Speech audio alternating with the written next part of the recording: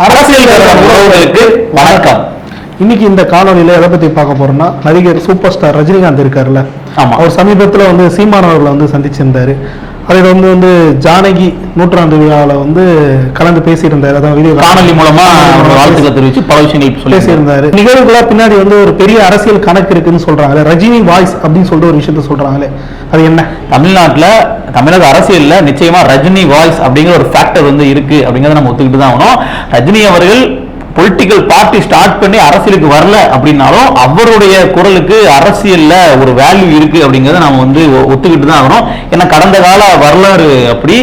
இப்போ நீங்க கேட்ட கேள்வி என்னன்னா, ரஜினியினுடைய இந்த செயல்பாட்டுக்கு பின்னாடி ஒரு அரசியல் கணக்கு இருக்கு, அது என்ன அப்படிங்கறத நம்ம பார்ப்போம். முதல்ல சீமான் அவர்களுடைய பிறந்தநாள் அன்று ரஜினி அவர்கள் அழைக்கிறாங்க, அன்னைக்கு போக முடியலன்னு சொல்லி சில தினங்களுக்கு பின்பாக சீமான் அவர்கள் ரஜினியினுடைய அழைப்பை ஏற்று அவருடைய வீட்டிலேயே போய் சந்திக்கிறாங்க.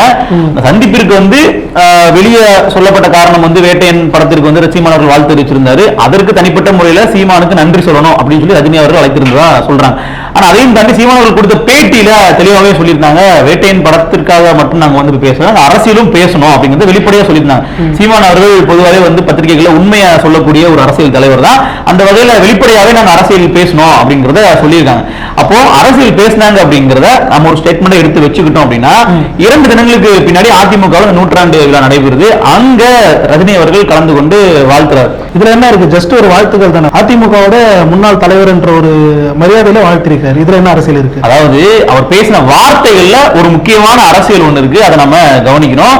பொதுவாக ரஜினி அவர்கள் ஒரு தீவிரமான திமுக ஆதரவாளர். ஆனா அவர் சீமான் அவர்கள் சந்திப்பிற்கு பின்னாடி அதிமுகவினுடைய அந்த நூற்றாண்டு விழால காணொலி மூலமா கலந்து கொண்டு பேசின வார்த்தைகள் நம்ம கவனிக்க வேண்டிய ஒண்ணு. என்ன வார்த்தை பேசினாரு? அதுலயும் அவர் சொன்ன விஷயம் அப்படிங்கிறது, நாம ஒரு முடிவு எடுக்கிறோம் அப்படிங்கிறதுனால நமக்கு என்ன நல்லது அப்படின்னு பாக்குறத விட மற்றவர்களுக்கு அதுல என்ன நல்லது அப்படிங்கறதை நம்ம சேர்த்து பார்க்கணும் அப்படிங்கிற ஒரு ஸ்டேட்மெண்ட ரஜினி அவர்கள் சாலிடா சொல்லியிருக்காரு.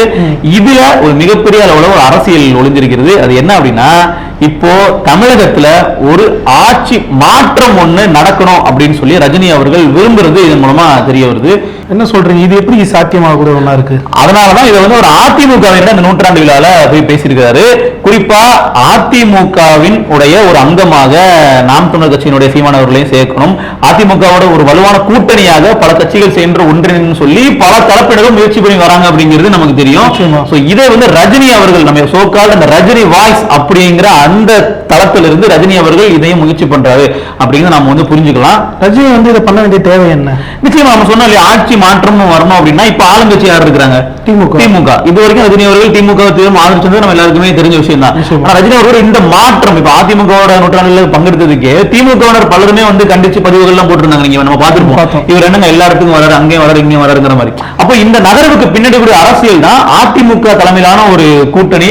அதுல எப்படியாச்சும் சீமான் அவர்களையும் இதுல பங்கெடுக்க வைக்கணும் அப்படிங்கிறதுனாலதான் ரஜினி அவர்கள் தனிப்பட்ட முறையில் சீமான் அவர்களை அழைத்து அவர்கிட்ட இது மாதிரிலாம் சொல்லியிருக்காரு போல. இந்த மாதிரி நீங்க கூட்டணியில பங்கெடுத்துக்கங்க, அவருக்காக சொல்லப்பட்ட ஸ்டேட்மெண்ட் தான் அந்த நூற்றாண்டுகள் பேசப்பட்ட விஷயமும். உங்களுக்கு நல்லதாலும் பரவாயில்ல, நாட்டு மக்களுக்கு நல்லதா இருக்கணும்ன்றதுக்காகவே நீங்க என்ன பண்ணுங்க, இங்க கூட்டணிக்கு வாங்க அப்படின்னு சொல்லியிருக்கிறதா சொல்றாங்க. மறைமுகமா கூட்டணி கழிச்சிருக்காரு. ஆமா, இந்த ஒரு கூட்டமைப்பை உருவாக்கணும் அப்படிங்கிறது தான். இதே மெசேஜ் தான் பாத்தீங்கன்னா அதிமுகவுக்கும். அதிமுக இப்ப நாம் தமிழர் கூட்டணிக்கு சேர்க்காம இருந்தாங்கன்னா ஆட்சியில வர்றதெல்லாம் கஷ்டம் அப்படிங்கறத சொல்றாங்க. குறிப்பா சொல்ல போனா அதிமுக நாம் தமிழர் கூட்டணி வேண்டாம் அப்படின்னு சொன்னாங்கன்னா மறுபடியும் 2021 முடிவு தான் இங்க வர்ற மாதிரி இருக்கு.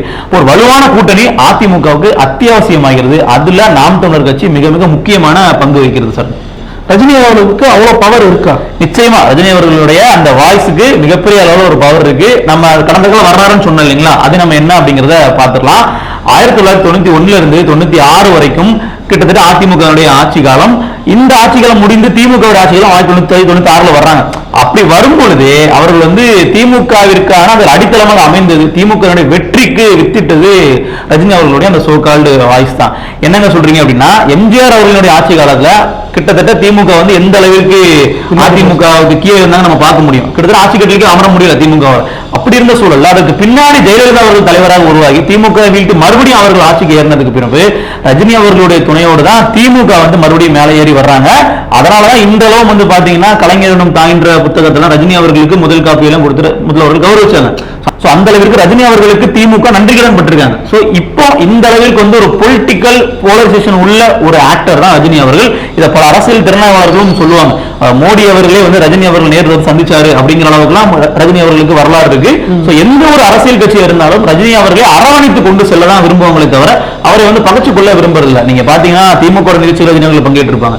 பாஜக வந்து எங்க பக்கம் வாங்க வாங்க விடாத குறைக்க அவரை பிடிச்சு இழுத்ததை நம்மளால வந்து பார்க்க முடியுது. கடந்த காலத்து ரஜினி அவர்கள் எனக்கு அரசியல் வேண்டாம் அவ்வளவு ஒழுங்கினாரே தவிர மற்ற அனைத்து கட்சியும் இங்க அரசியலுக்கு வாங்க வாங்கன்னு சொல்லி கூப்பிட்டு தான் நம்ம பார்த்திருப்போம். இப்படியான ஒரு அரசியல் சக்தி உள்ள ஒரு நடிகர் தான் இன்றைக்கு வந்து பாத்தீங்கன்னா இந்த ஒரு அதிமுக தலைமையிலான ஒரு கூட்டணி உருவாகணும், இப்ப இருக்கக்கூடிய ஆளும் கட்சி தோற்கணும் அப்படிங்கிற முயற்சியில ஈடுபட்டிருக்காங்க சார். வந்து ஒரு கற்பனையாவே வச்சுப்போம், ரஜினி அவர்கள் வந்து அதிமுகவே நாம் தமிழர் வந்து இணைக்க வந்து பாக்குறாரு அப்படின்னு சொல்லிட்டு ஒரு கருத்தை வச்சிங்கல்ல, அப்படி அவங்க ஒருவேளை இணையற பட்சத்துல எந்த அளவு அது வெற்றிக்கு சாத்தியமா அமையும்? நிச்சயமா இப்போ திமுகவினுடைய வாக்கு வங்கிக்கும் இரண்டாவது இருக்கக்கூடிய அதிமுக வாக்கு வங்கிக்கும் உள்ள வித்தியாசத்தை பார்த்தோம் அப்படின்னா சட்டசபை தேர்தலை பொறுத்தவரை 3 விழுக்காடுகள் தான் இருக்கும். இந்த 3 விழுக்காடு வந்து பீட் பண்றதுக்கு ஏற்கனவே 8 விழுக்காடு நிரூபிக்கப்பட்ட வாக்கு வங்கி வச்சிருக்கக்கூடிய நாம் தமிழர் கூட சேர்ந்தாங்க அப்படின்னா ரொம்ப சுலபமா போகும். அது மட்டும் இல்லாம இந்த 8 விழுக்காடு அப்படிங்கிறது மக்களவை தேர்தலில் வாங்கிய வாக்குகள். இதே சட்டமன்ற தேர்தல் அப்படின்னு எடுத்துக்கிடும் போது நிச்சயமா அது ஒரு இரட்டிப்பா மாறும் அப்படிங்கறதா பலருடைய யூகமா இருக்கு. இன்னும் சொல்ல போனா ஒரு 12 to 15 விழுக்காடு வாக்குகளை நாம் தமிழர் கட்சியினர் 2026 பெறுவாங்க அப்படிங்கிற சூழல் இருக்கும் பொழுது அதிமுக கூட சேர்ந்தாங்கன்னா அவர்கள் வந்து மக்களவை தேர்தலில் 20 விழுக்காடு வாக்குகள் வச்சிருக்காங்க. அப்ப இந்த 20 + 15 எடுத்துக்கிட்டோம்னா கிட்டத்தட்ட 35 விழுக்காடு வாக்குகள் வந்து வாங்கிடுவாங்க. ஒரு சுலபமான வெற்றியா இருக்கும். இப்ப வந்து திமுக அணியில அப்படின்னு எடுத்துக்கிட்டோம்னா ஏற்கனவே அவங்க ஒரு ஃபுல் பேக்டா தான் இருக்காங்க. இன்னும் எக்ஸ்ட்ராவா அவங்க கிட்ட அணிகளை சேர்க்கறதுக்கான வாய்ப்புகளும் கிடையாது. ஏன்னா பிஜேபி போய் சேரலாம் மாட்டாங்க, கண்டிப்பா பிஜேபி தனித்து தான் இருப்பாங்க. அப்படி பிஜேபி தனித்து இருக்கும் பொழுது அவர்களுடைய வாக்குகள் வந்து பெரிய அளவு ரோல் பிளே பண்ணாது. அப்ப இந்த கூட்டணிங்கிறது வெற்றி பெறுவதற்கான வாய்ப்புகள் தான் பெருமளவு இருக்கு சார். திமுகவோட நாம் தமிழர் சீமான் அவர்கள் வந்து கூட்டணி போறது வந்து அதிமுக தான் லாபமா இருக்க போகுது. இதை வந்து சீமான் அவர்கள் வந்து எப்படி பாப்பாரு? அவர் வந்து இந்த கூட்டணிக்கு போக முற்படுவாரா? இல்ல இதுல வந்து நாம் தமிழர் கட்சிக்கு லாபமா நஷ்டமா அப்படின்ற கணக்குக்குள்ள சீமான் அவர்கள் போவாரான்னு தெரியல. நீங்க சொல்ற மாதிரி நாம் தமிழர் நஷ்டம் தானே அப்படின்னு நம்ம சொல்லிட முடியாது. ஏன்னா நாம் தமிழருக்கு இது மிகப்பெரிய அளவு லாபமான விஷயமா அமையும். குறிப்பா சொல்ல போனா பல சட்டமன்ற உறுப்பினர்கள் நாம் தமிழர் கட்சியை சார்ந்தவர்கள் சட்டசபைக்குள்ள போறதுக்கான வாய்ப்புகள் இருக்கு. ஆனால் சீமான் அவர்கள் இதற்கு வந்து முக்கியத்துவம் கொடுப்பாரா அப்படிங்கறத நம்ம இங்க பார்க்க வேண்டிய விஷயம். இன்னும் சொல்ல போனா நாங்க தனித்து தான் நிற்போம் அப்படின்னு சொல்லக்கூடிய விஷயத்தை இன்றளவும் கடைபிடித்து வரக்கூடிய ஒரே அரசியல் தலைவராக சீமான் அவர்கள் இருக்கிறாரு. நாளைக்கு இந்த கூட்டணியில வந்து மிகப்பெரிய அளவுல சீட்டுகள் கொடுக்கப்பட்ட அந்த ஆஃபர் வந்தாலும் அதை வந்து ஒரு ஏற்பதற்கான காரணிகள் மிகவும் குறைவு நம்ம சொல்ல முடியும். ஆனா அதனாலதான் ரஜினி அவர்கள் வலியுறுத்தி சொல்றாரு, உங்களுக்கு நல்லதா கெட்டதான்னு பார்க்காதீங்க, நாட்டு மக்களுக்கு மற்றவர்களுக்கு நல்லதான் பார்த்து ஒரு முடிவை எடுங்க. ஒருவேளை சீமான் அவர்கள் கூட்டணியை விரும்பாவிட்டாலும் ஒரு நாட்டு மக்களுக்காக ஒரு மாற்றம் வரணும், திமுக வந்து தோற்கடிக்கணும், ஒரு ஆட்சி மாற்றம் வரணும்ன்ற காரணத்திற்காக கூட்டணி வைங்க அப்படிங்கறது ரஜினி அவர்களுடைய அந்த ஒரு கோரிக்கையா இருக்கு. நிச்சயமா இவன் சீமான் அவர்கள் ஏற்றுக்கொள்வாரா கொள்ள மாட்டாராங்கிறது அது அவருடைய தனிப்பட்ட விருப்பம், கட்சியினுடைய நிர்வாகிகளினுடைய முடிவு. இருந்தாலும் இப்படி நடந்தால் இந்த மாதிரியான ஒரு மாற்றம் நிகழ்வதற்கான நிகழ்தகவு அதிகமாக இருக்கிறது அப்படிங்கறத நம்ம இதுல சொல்ல முடியும் சார். இந்த மாதிரி ஒரு கூட்டமைப்பு அமைக்கிறதுக்கு ரஜினிக்கு என்ன பயன் இதுல?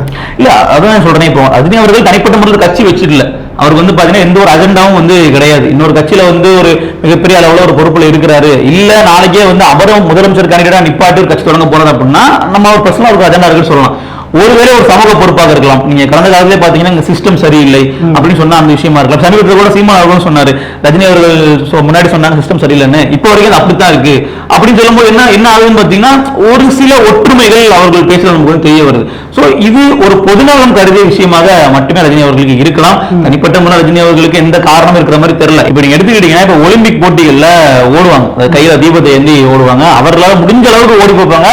ஒரு அளவுக்கு மேல வந்து அவர்களால முடியாத போது மற்றவர்கள் கிட்ட தீபத்தை வந்து கையளிப்பாங்க. சோ அந்த மாதிரிதான் இந்த விஷயமும். ரஜினி அவர்கள் இத்தனை ஆண்டு காலம் வந்து சமூக மாற்றத்தை ஏற்படுத்தணும், ஒரு சிஸ்டம் மாற்றணும்னு சொல்லி அவங்க வாய்ஸ் கொடுத்திருக்காங்க. ஆக்டிவா சினிமால இருந்தாலும் அவருக்குள்ள அந்த எண்ணம் இருக்க போய் தான் அரசியலுக்கு வரணுங்கிற ஒரு தாக்கம் அவர்கிட்ட இருந்துச்சு. சோ இப்போ வந்து என்ன அப்படின்னா அவர் வந்து கிட்டத்தட்ட ஒரு மூத்த வயது அடைஞ்சிட்டாரு. இப்ப இதற்கப்புறம் வந்து ஆக்டிவ் பொலிட்டிஷியனாவோ இல்ல இதுக்கப்புறம் கிளம்புறங்கிறதோ வந்து சாத்தியம் இல்லை அப்படின்னு அவருக்கே தெரிஞ்சிருக்கலாம். அதனால வந்து நம்மளுடைய கடமையை சீமான் அவர்கிட்ட கையளிக்கணும் அப்படிங்கிற காரணத்துக்காக கூட இந்த முடிவு எடுத்திருக்கலாம். நீங்க முதல்ல சொன்ன மாதிரி அவருக்கு தனிப்பட்ட முறை லாபம் என்ன நஷ்டம் என்ன அந்த கணக்கில் இருக்காது. சரி அவன் மக்களுக்காக ஒண்ணு செய்யணும், நமக்கு வந்து இந்த அளவுக்கு மக்கள் ஆதரவு இருக்கும் பொழுது அதே ஒரு நல்ல விஷயத்துக்கு வந்து சேனலைஸ் பண்ணணும் அப்படின்றதுக்காக கூட இந்த முடிவு எடுத்திருக்கலாம் சார். இறுதியா இதுல நீங்க என்னதான் சொல்ல வரீங்க? இல்ல இந்த ஒரு கருத்தில் அப்படிங்கிறது நாம வந்து ஒரு ப்ரொபகண்டாவா பண்ணணும் அப்படின்னா நமக்கு ஒரு அஜெண்டா அப்படிங்கிற மாதிரியோ கிடையாது.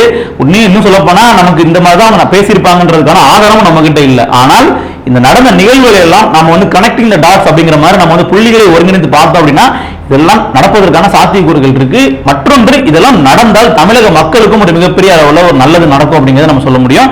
குறிப்பா அது அதிமுகவுக்கும் நல்லது, நாம் தமிழருக்கும் நல்லது, நம்ம நாட்டு மக்களுக்கும் நல்லது அப்படிங்கிற அடிப்படையில் தான் இந்த ஒரு காணொலியில சொன்ன கருத்துக்கள்லாம் அமைஞ்சிருக்கு சார். ஒரு காத்திருந்து பார்க்கலாம் எப்படி கூட்டணிகள் வந்து அமைது 2026 தேர்தல். நம்ம கனவு வந்து நினைவாகவும் சொல்லிட்டு நினைப்போம். மீண்டும் வேறொரு காணொலியில் சந்திக்கிறோம். அது நன்றி.